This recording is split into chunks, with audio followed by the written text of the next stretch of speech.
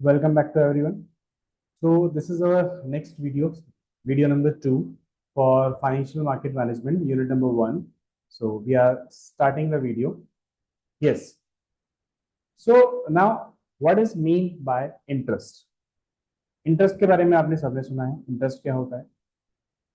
When we borrow some money, we are expected to pay for using it.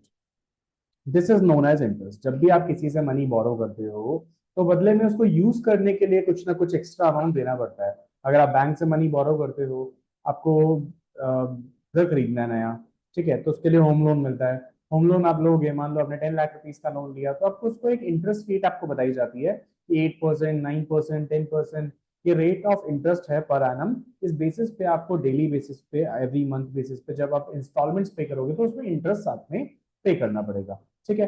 तो ये एक example था home loan का. ऐसे बहुत सारे लोन हमें बैंक्स के थ्रू मिलते हैं. ठीक है. So when we borrow money we are expected to pay for using it. This is known as interest. Okay. So interest is an amount charged to the borrower for privilege of using the lender's money. ठीक है. Interest क्या चीज है? Interest specifically एक amount है जो charge किया जा रहा है टू द बोरोवर. बोरोवर कौन? जिसने पैसा लिया है. ठीक है. For the privilege of using of lenders money, जिसने पैसा दिया है. ठीक है. लेंडर्स की मनी को बोरोवर ने यूज किया, उसके बदले में उसे देना पड़ेगा interest. Interest is usually calculated as the percentage of principal balance. जो भी प्रिंसिपल बैलेंस, बचा हुआ बैलेंस, यहाँ वेरी वेरी इंपॉर्टेंट है बैलेंस. ठीक है. जो आउटस्टैंडिंग बैलेंस है उसके ऊपर परसेंटेज यहाँ पे देना पड़ता है जब भी कंपाउंड इंटरेस्ट की बात हो रही है. सिंपल इंटरेस्ट की बात बहुत रेयरली आपको यहाँ नहीं मिलेगी. ठीक है. The amount of money borrowed, the percentage rate may be fixed for the life of loan or it may be variable depending on the terms of loan. ये आप देखोगे कि rates can be fixed और rates can be variable. ये आप banks के through जब भी आप लोन के लिए अप्लाई करोगे तो आपको बताएगा कि रेट ऑफ इंटरेस्ट फिक्स है या वेरिएबल है. नॉर्मली जब भी फिक्स इंटरेस्ट रेट होगी वो थोड़ी ज्यादा होगी. वेरिएबल होने पे हो सकता है कि इंटरेस्ट रेट थोड़ी सी कम हो. बेसिक रीजन यही है कि आप ये चाहते हो अगले 5 साल के लिए लोन ले रहे हो, आप 10 साल के लिए, 15 साल के लिए. रेट ऑफ इंटरेस्ट अगर फिक्स है तो उस कंडीशन में आपकी ईएमआई जो है वो फिक्स रहेगी, वो चेंज नहीं होगी. आपकी इंस्टॉलमेंट अमाउंट सेम रहेगा. लेकिन अगर वो वेरिएबल हुई तो वो अगर परसेंटेज ऑफ इंटरेस्ट अगर बढ़ेगा तो उस कंडीशन के अंदर क्या होगा कि आपका ईएमआई का अमाउंट, इंस्टॉलमेंट का अमाउंट भी बढ़ जाएगा. और अगर इंटरेस्ट रेट कम हुआ तो वाइसा वर्सा आपका ईएमआई का अमाउंट भी कम हो जाएगा. ठीक है. तो ये चीजें नॉर्मली यहाँ रहती है. बट बेसिक चीज अगर अपन यहाँ अंडरस्टैंड करने की कोशिश करें तो सर फिक्स में हम थोड़ा सा ज्यादा बेनिफिट में रहते हैं, इसीलिए रेट ऑफ इंटरेस्ट थोड़ी सी ज्यादा रहती है. Okay. Now what factors determine interest rate? कौन से फैक्टर्स हैं जो डिसाइड करते हैं कि आपकी इंटरेस्ट रेट क्या होगी, कब बढ़ेगी, कब कम होगी? तो उन फैक्टर्स के बारे में हम जरा बात करते हैं. See, when we talk of interest rate, there are different type of interest rates that bank offer to their depositors rate and that they lend to the borrower. दो टाइप की रेट्स अगर हम सिंपली कहें, अगर आप bank की बात करो, बैंक का काम क्या है? या तो लोन देना या फिर आपसे डिपॉजिट्स लेना. तो अगर आप बैंक को डिपॉजिट करवाओगे मनी, तो नॉर्मली जैसे हम सेविंग बैंक अकाउंट नॉर्मली सबका रहता है, तो अगर सेविंग बैंक अकाउंट के अंदर आप पैसा जमा करवाओगे तो इंटरेस्ट रेट काफी कम है. मैंने बताया भी था लास्ट वीडियो में, 3 to 6% is approximately per annum. ठीक है. बट सिमिलरली जब आप बैंक से लोन लेने जाते हो तो वहां रेट ऑफ इंटरेस्ट 8.5 to 9% से स्टार्ट होता है. Minimum percentage is 8.5 to 9%. अब 8.59 से स्टार्ट होके कहाँ जाता है सर? 20% तो मिनिमम है, जा सकता है 20, 25, 30 तक भी जाता है. सिचुएशन है. हाँ, बस ज्यादातर अगर आप देखोगे तो 8.5 to 16% के अंदर सारे मैक्सिमम लोन्स की इंटरेस्ट रेट खत्म हो जाती है. बैंक टू बैंक चेंजेस होते हैं, ठीक है, हम उस बारे में बात नहीं करते. बट हाँ, इस अप्रॉक्स बेसिस पे हम रेट ऑफ इंटरेस्ट देखते हैं, डिफरेंस होता है. तो इंटरेस्ट रेट को दो तरीके से हमने यहाँ पे डिस्ट्रीब्यूट किया. एक जब आप मनी बोरो कर रहे हो और एक जब आप डिपॉजिट कर रहे हो. ठीक है. Now, the rate at which government borrow in the bonds and the government security market, rates offered to the investor in small saving schemes like NSC, National Savings Certificate, PPF, Public Provident Fund, rates at which companies issued fixed deposit. देखो, यहाँ interest rate की और भी बारे में बात की. कई बार ऐसा होता है गवर्नमेंट को भी पैसे की जरूरत पड़ती है तो वो बॉन्ड्स इशू करती है. जब वो बॉन्ड्स इशू करती है तो उस पर भी इंटरेस्ट रेट कहीं ना कहीं उन्हें देनी पड़ेगी, गवर्नमेंट आपको पे करेगी अगर आप उनके बॉन्ड्स परचेज कर रहे हो तो। ठीक है, rate offer to the investment small saving scheme, LSCs में, पीपीएफ में, इनमें अगर आप इन्वेस्ट कर रहे हो तो वहां से आपको इंटरेस्ट मिलता है। ठीक है, सिमिलरली कंपनी भी अपने फिक्स डिपॉजिट्स निकालती है, उसमें अगर आप पैसा इन्वेस्ट करते हो तो वहां पे भी इंटरेस्ट रेट अच्छा है। ओके, नाउ द फैक्टर्स जिनकी हम स्पेसिफिक बात कर रहे थे कि किस फैक्टर की वजह से चेंजेस आते हैं। The factor which govern their these interest rates are mostly economy related and are commonly referred to the macroeconomic factors। कुछ macroeconomic factors हैं जिनके बेसिस पे interest rate up and down होती है। उसमें सबसे पहले फैक्टर आता है आपका डिमांड ऑफ मनी। देखो पैसे की जरूरत अगर मार्केट में बहुत ज्यादा है, बहुत ज्यादा पैसे की जरूरत पड़ रही है, तो समझो बात को, सप्लाई ऑफ मनी तो लिमिटेड है लेकिन डिमांड ऑफ मनी ज्यादा आ जाए। ठीक है, सिमिलरली डिमांड ऑफ मनी कम हो जाए, दोनों चीजें हो सकती है ना। डिमांड अगर ज्यादा होगी तो उस कंडीशन में पैसे की जरूरत ज्यादा है, पैसे की जरूरत ज्यादा है तो महंगा लोन मिलेगा। और अगर यही चीज डिमांड ऑफ मनी कम आ रही है तो हर कोई interest easily come interest rate पे लोन देना स्टार्ट कर देगा कि किसी भी तरीके से आप बस ले लो। Okay, now level of government borrowing, government ने कितनी बोरोइंग करी है, ये भी एक इंपॉर्टेंट पार्ट है कि गवर्नमेंट की बोरोइंग्स पे कहीं ना कहीं इंपॉर्टेंट इम्पैक्ट आता है जब हम बात करते हैं इंटरेस्ट रेट को बढ़ाने या कम करने में। ओके, ना सप्लाई ऑफ मनी, जैसे डिमांड ऑफ मनी की हमने बात की थी वैसे ही सप्लाई ऑफ मनी की भी बात है। सर सप्लाई बहुत ज्यादा है तो ऑब्वियसली सप्लाई ज्यादा है, डिमांड उसके इक्वल नहीं आ पा रही है, तो उस कंडीशन में मनी को यूज करने के लिए इंटरेस्ट रेट को कम करना पड़ेगा। और अगर सप्लाई बहुत कम है, डिमांड इक्वल बनी हुई है, तो भी कहीं ना कहीं पैसे की जरूरत आपको कम जो है ज्यादा है और पैसा कम है, तो वहां पे भी आपको इंटरेस्ट रेट जो है बढ़ानी पड़ेगी। ठीक है, अपोजिट सिचुएशन जाएगा। इन्फ्लेशन रेट, अगर इन्फ्लेशन रेट बहुत ज्यादा हो रही है, समझो इस चीज को, इन्फ्लेशन अगर ज्यादा है, अगर आप समझो महंगाई बढ़ती जा रही है, महंगाई बढ़ती जा रही है, तो लोन की जरूरत भी ज्यादा पड़ने लगेगी क्योंकि लोगों की पेइंग कैपेसिटी कम होती जाएगी इन्फ्लेशन रेट की वजह से। ठीक है, तो उसकी वजह से भी आपकी इंटरेस्ट रेट जो है वो कहीं ना कहीं अप एंड डाउन होगी। Okay, now the policy setup by the Reserve Bank of India and the government determine some of the variable mention. ठीक है, ये कुछ वेरिएबल्स हैं जो कहीं ना कहीं स्पेसिफिक आरबीआई ने डिसाइड कर रखे हैं कि इन फैक्टर्स के बेसिस पे हम इंटरेस्ट यहाँ पे चेंज करते हैं, इंटरेस्ट रेट चेंज करते रहेंगे। ओके, अब next, what are the various option available for investment. जब हम इन्वेस्टमेंट की बात करते हैं तो क्या ऑप्शंस अवेलेबल है। देखो इन्वेस्टमेंट की हम बात करें तो एक तो है फिजिकल एसेट और एक है फाइनेंशियल एसेट। जब फिजिकल एसेट की बात करते हैं तो उसमें रियल एस्टेट आता है, गोल्ड, ज्वेलरी। ठीक है, गोल्ड और ज्वेलरी अलग अलग है क्या, तो अगर आप 24 कैरेट लेते हैं मतलब प्योर लेते हैं तो वो गोल्ड है, और अगर आप ऑर्नामेंट्स में बनवा लेते हैं तो कहीं ना कहीं 22, 18, 14, ये आपने सुना होगा, इतने कैरेट्स के अंदर गोल्ड बनता है तो वो ज्वेलरी में चला जाएगा। ठीक है, कमोडिटीज, ये सब चीजें आपकी कहीं ना कहीं आ जाती हैं फिजिकल एसेट्स में। Now financial assets, financial assets में जैसे आप फिक्स डिपॉजिट करवाओगे बैंक के साथ में, या स्मॉल सेविंग इन्वेस्टमेंट इंस्ट्रूमेंट्स में इन्वेस्ट करोगे जो पोस्ट ऑफिस के हैं, इंश्योरेंस करवाओगे, प्रोविडेंट फंड है, पेंशन फंड है। ओके, और security market related instrument like shares, bonds, debentures, mutual fund, इन सब में अगर आप पैसा इन्वेस्ट करोगे तो ये सब हमारे फाइनेंशियल एसेट्स का पार्ट है। Okay, now what are the various short term financial option available for investment. जब हम शॉर्ट टर्म की बात करते हैं, लॉन्ग टर्म की बात नहीं हो रही है, हम ये बात कर रहे हैं शॉर्ट टर्म की। अगर हम कम टाइम के लिए पैसा इन्वेस्ट करना चाहते हैं, कम टाइम कितना, अप टू 12 मंथ्स, हम 12 महीने की बात कर रहे हैं। ठीक है, 12 मंथ्स तक के लिए अगर आप पैसा इन्वेस्ट करना चाह रहे हो तो आपके सामने कुछ ऑप्शन यहाँ मिलेंगे। ये क्या है देखिए जरा, broadly speaking, saving bank account, money market और लिक्विड फंड्स और फिक्स डिपॉजिट विद बैंक में be considered as short term financial investment option. सबसे पहले सेविंग बैंक अकाउंट, तो सेविंग बैंक अकाउंट जो है रेगुलरली अगर आप कोई bank account, first bank account आप अपने लिए ओपन करवाओगे तो वो सेविंग बैंक अकाउंट होगा। ठीक है, it's option the first banking product people use which offer low interest 3 to 6%। अगर आप अच्छे बैंक देखोगे जिनमें हम एसबीआई को मानते हैं, एचडीएफसी को मानते हैं, आईसीआईसीआई को मानते हैं, ये 3-3.5% की इंटरेस्ट रेट देते हैं। ठीक है, कुछ प्राइवेट बैंक नए आए हैं जो 6% तक भी इंटरेस्ट रेट दे रहे हैं। Okay, making them the only marginal better than the FD. ठीक है, ये यहाँ पे कुछ ज्यादा इंटरेस्ट नहीं दे पा रहे हैं आपको, है ना।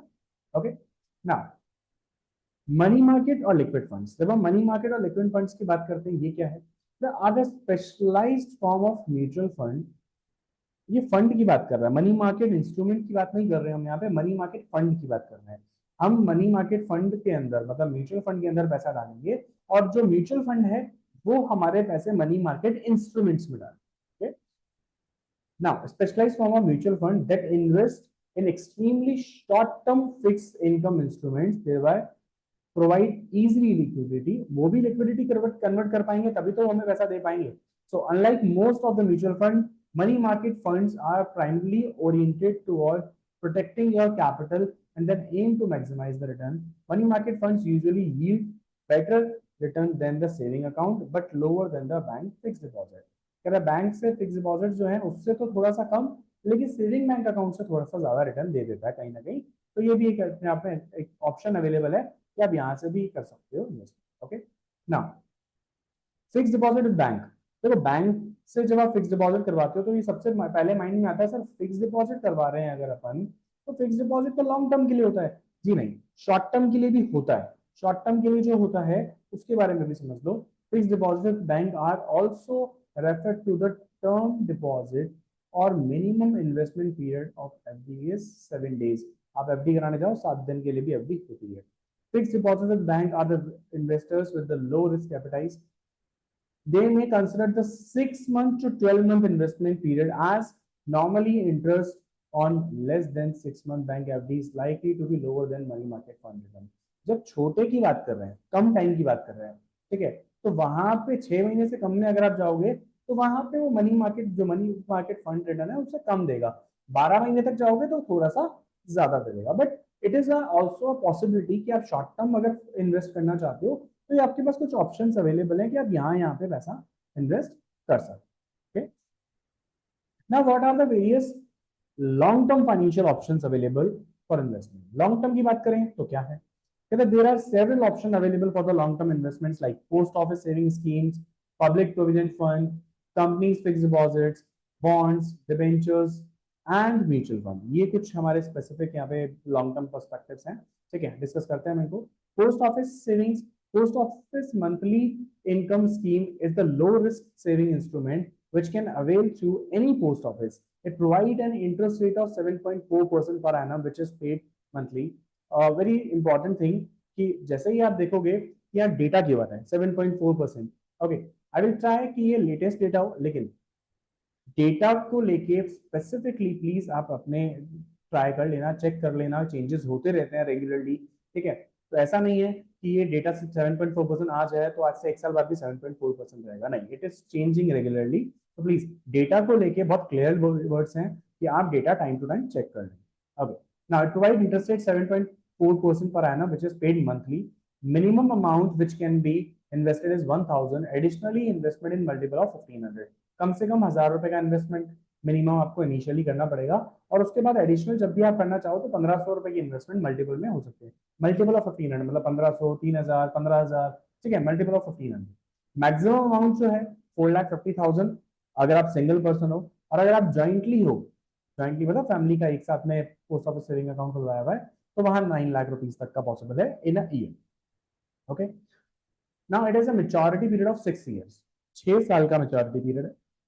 Premature withdrawal is permitted if deposit is more than 1 year old। Sir मान लो कि आपको पैसे की जरूरत पड़ गई, आप कह रहे हो नहीं नहीं सर मैं तो नहीं रखना 6 साल के लिए, मुझे तो अभी के अभी पैसा चाहिए, तो कम से कम 1 साल तो आपको वहां पैसा रखना पड़ेगा, उसके बाद आप चाहो तो प्री मेच्योर विड्रॉल ले सकते। Okay, next is public provident fund, a long term saving instrument with the maturity of 15 years, interest rate 7.1% per annum, compounded annually, पैसा इकट्ठा होता जाएगा, इंटरेस्ट पे इंटरेस्ट बढ़ता जाएगा।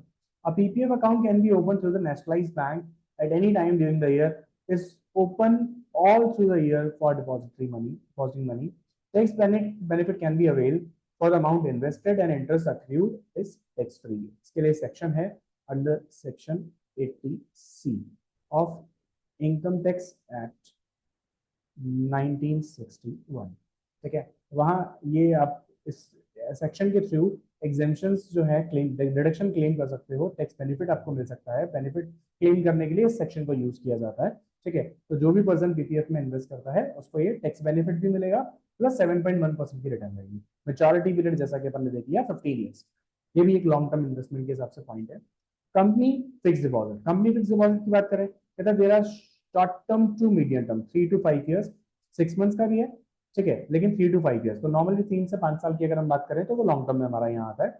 Borrowing bye the companies at the fix rate of interest which is payable monthly, quarterly, annually, annually, depending on terms and conditions, कि आप monthly वाले में जा रहे हो, क्वार्टरली में जा रहे हो, सेमी एनुअली या एनुअली, वो आपको ऐसे ऑप्शन नहीं देते, बट जो भी वो फिक्स डिपॉजिट निकालते हैं उसमें बताते हैं कि मंथली देंगे, क्वार्टरली देंगे, सेमी एनुअली या annually. They can also be cumulative fixed deposits where the entire principal along with the interest is paid at the end of loan period। यहाँ पे आपको जो सारा का सारा पैसा है वो एंड होने पर मिलेगा, ऐसा नहीं है कि आपको इंटरेस्ट मिलता जाएगा, नहीं, ये कंपाउंड हो रहा है, इकट्ठा हो रहा है, आपको पैसा मिल जाएगा एक साथ, ठीक है।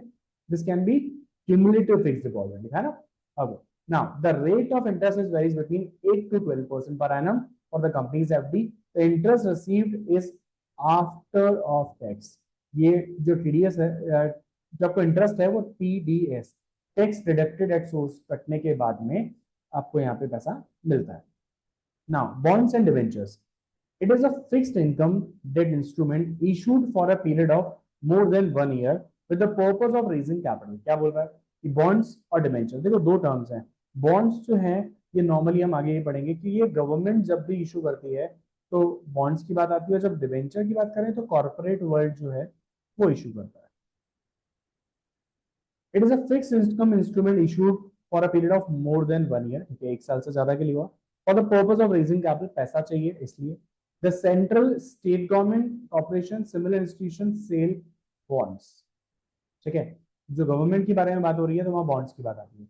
A bond is a generally a promise to repay the principal along with the fixed interest rate on specified date called the maturity date. Maturity date 4 साल, 3 साल, 2 साल, जितने टाइम बाद का, जितने टाइम के लिए बॉन्ड इशू किए गए हैं उतने टाइम बाद उनको वो पेमेंट किया जाएगा। Okay, now debentures are the instrument issued by the companies similar to bond, है बिल्कुल बॉन्ड जैसे ही लेकिन इनको कहा जाता है डिबेंचर्स।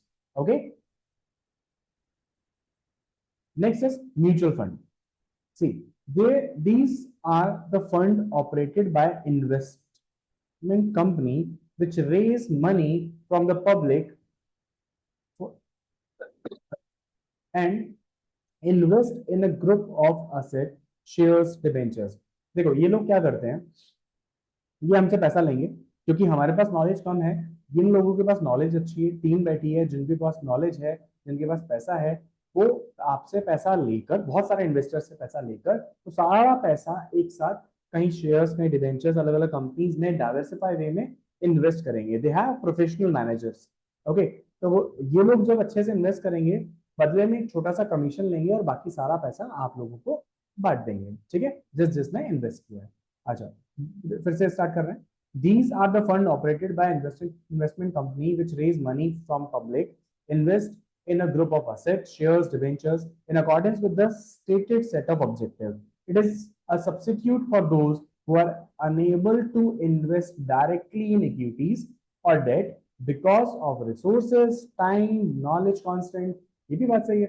See, अगर मेरे पास 1 लाख रुपए पड़े हैं तो मैं कितने इक्विटी शेयर्स में पैसा डाल लूंगा, मैं ज्यादा शेयर्स में पैसा नहीं डाल सकता, 2 4 5 कंपनीज के अंदर पैसा डालेगा, ठीक है। दूसरा, मेरे पास टाइम नहीं है ये रिसर्च करने का कि सर मैं स्पेसिफिकली कब टाइम रिसर्च करूं, कब उसको इन्वेस्ट करूं, अगर टाइमिंग सही नहीं हुआ, मैं अगर मान लो ऑफिस भी जाता हूँ, ऑफिस जाऊंगा तो सिचुएशन के अंदर इतना टाइम तो नहीं है कि परफेक्ट टाइम पे मैं परचेज कर लूँ, ठीक है, नॉलेज भी नहीं है उस चीज को चेक करने की, कैसे चेक करते हैं, इतनी सारी प्रॉब्लम्स का सोल्यूशन ये लोग हमें करके दे रहे हैं, बदले में कुछ एक कमीशन लेते हैं।